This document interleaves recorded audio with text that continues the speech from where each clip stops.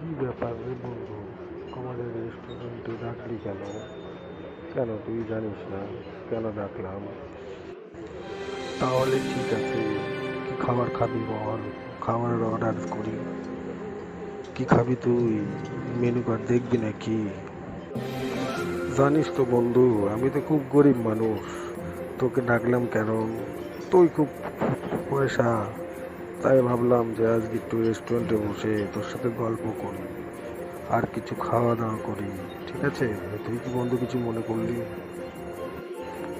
আরে তুই রেস্টুরেন্টটা দুটো আগে বলবি তো। তুই তো শালা সেই লোক, আমি কেন কিছু মনে করব? ঠিক আছে, তুই আজকে আমার থেকে খাবি, অন্যদিন তুই আমাকে কিছু খাইয়ে দিস, তাহলেই তো হবে না? ঠিক আছে বন্ধু, তাহলে কি অর্ডার করা যায় বলতো? খুব খিদে পাইছে। এই শোন না, আরো দুটো বন্ধু আসবে বলছে, কি করবো, বন্ধু দুটো ডাকবো? হ্যাঁ, তো কি বলছিস? শালা এমনিতেই বুঝি আসলে তোর কাছে টাকা নাই, আরে তুই তোর বন্ধু বান্ধবকে নিয়ে আসবি, আমাকে ডুবাতে চাস?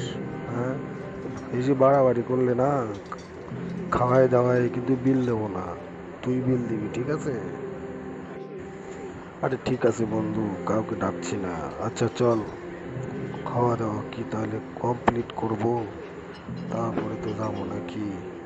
আরে শালা তুই খা না, তোকে বারণ করছি নাকি খাইতে হবে না?